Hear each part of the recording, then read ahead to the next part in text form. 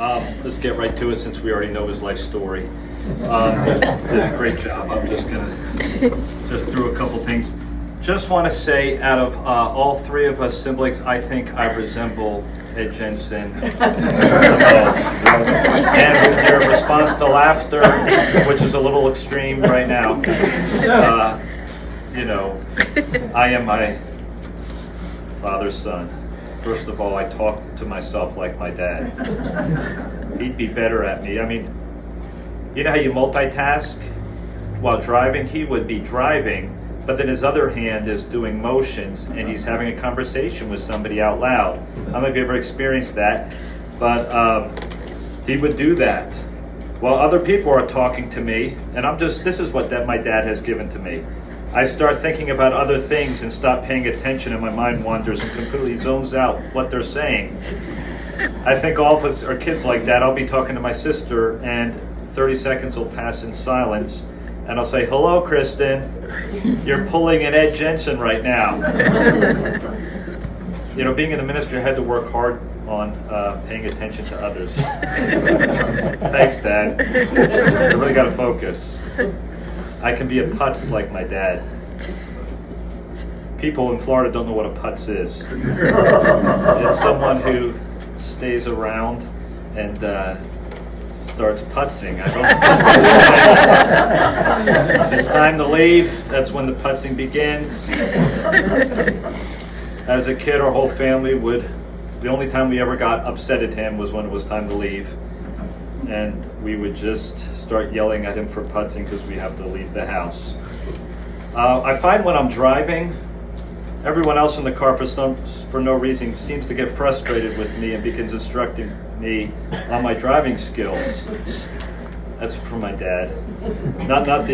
There's just the driving skills. Even the people nice in the car feel justified to join in my driving instruction. Just like my dad, if I get an idea in my head, he kind of dances to the beat of a different drum. If my dad has an idea in his head, like he wants to do something, could be as frivolous as buy fruit. He doesn't tell people what his plans are, but he starts planning the whole day. And then when it's time to go do what everybody else is doing, and then the whole family has planned, he starts telling everybody what he's about to do, and realizes he didn't include anybody in his plans. And he just had to get it done. Somehow that day he was going to go buy some fruit, and I'm just saying all these tendencies are in me. It's crazy. But one nickname we always had for him was Spontaneous Ed, because if he had to make a decision right away, he never did that. If you want him to make a decision to do something, you got to give him a few weeks and notice and start plugging away at him, and then he'll eventually get to a decision.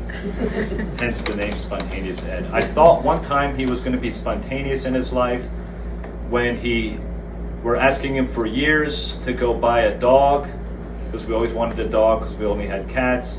My dad one day just said, "Hey kids, tomorrow we're going to go buy a dog." And tomorrow came, we got up real early to go to the pound, and we never went and got the dog. And so I thought he was going to be spontaneous, but I don't know what happened there. But we've never had a dog. And he was willing to get us more cats, but we never got a dog. But anyway, let's just, enough with I've always wanted to emulate him. What's amazing is how someone lives your life. Most people think that what is spoken to you is what teaches you, but watching someone and how they live is really what ministers to you.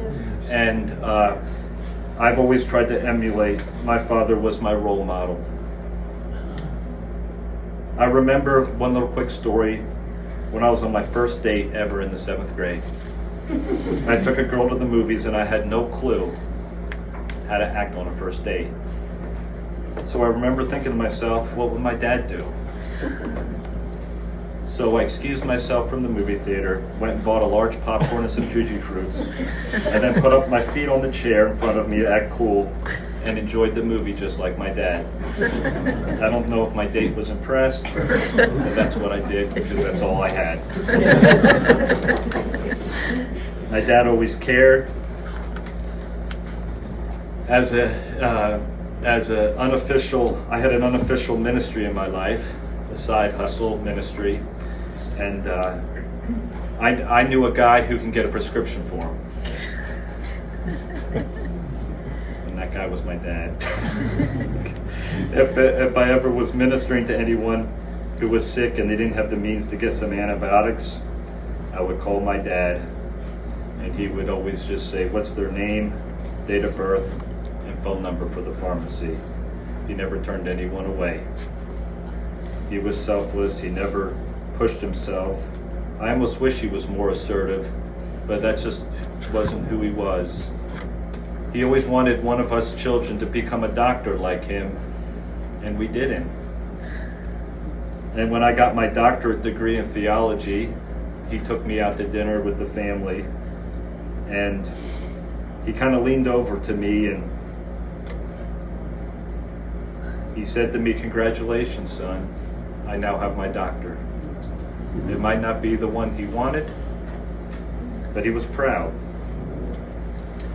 Now, he could never tell a joke. I'm not going to go through all that, but I want to tell the one joke that he did get us on.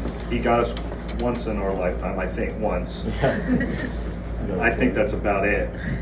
We were walking one day in downtown Philly. My father started running ahead of all of us kids in downtown Philly, and he turned to us and says, hurry up, kids. If we want to catch the 12 o'clock ringing of the Liberty Bell. We ran ahead for about a block, tried to catch up to him. We passed him before realizing the Liberty Bell is cracked. It hasn't rung in over 200 years. I mean, I didn't care what was going on. I just wanted to be in the room with him when he laughed so that I would laugh. And my brother and I always had a competition our entire lives with my father, which one is the better twin. Every time I would talk to my father, he would say, and I say this for the record, that I was his number one son. You are all my witnesses that I'm the number one twin. However, I feel like he said that to Andrew. There you go. If it was his birthday or anniversary and I'd call him, before he ever said hello, he would answer the phone with, your brother called me first this morning. He's the better son. But before the conversation was over, I would convince him of the contrary and would be first in the rankings. However, if my brother and I were in the same room and we would ever confront him together about the greatest son ranking, he'd always respond with, it's a tie. That never... Having children of my own, my father's life ministered to me on how I treat my children. He'd never yelled. What's the point? What's the point to get angry? Why don't you just instruct? I gotta say one story about that. I remember in 7th grade, I was in English class, and I wanted to impress a girl named Melissa. So I wrote a note to Melissa making fun of our English teacher, because nobody liked our teacher that year. As the note was being sent from kid to kid in order to reach Melissa in the class, the teacher caught that note and confiscated it. When I got home, my mom told me the teacher called home and explained to her what I did that day. My mom told me that my father will talk to me later when he gets home. I remember being on my bed that evening sad and just waiting for my dad to come home so he can talk to me about my bad behavior. So my dad kind of meanders into the room after just coming home from work. He doesn't say anything for a couple minutes and just kind of acted busy. I was so embarrassed and mortified. Finally, my dad just looked up to me and said, son, I've done stupid stuff in my life to impress a girl. And with that, the situation was dealt with. I was sorry for what I did and knew was wrong, but my father seemed to say the right words to deal with the situation. Things like that stay with me. He was always involved in sports. I got to do this sports story. We're almost done. One time in Little League Baseball, my dad was the home plate umpire for one of my games. I was up and my dad was behind the plate. I had a 3-2 count on me. The next pitch was way outside and in the dirt. My dad called out, "Strike 3, you're out."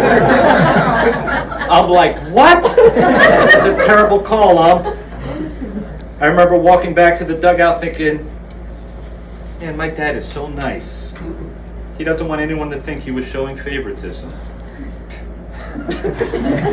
That's just, my dad was so sweet. He called me out. I understood him at that moment, even though I was upset. I shared that story with him not long ago, and he just started cracking up. He could always laugh at himself. We need to learn that. We need to learn how to laugh at ourselves. And I'm telling you, there was a lot to laugh at with my dad, and that was a good thing. My mom would say that years after we all went away to college into our lives, my father kept up with the local sports just because he missed so much being a part of our lives.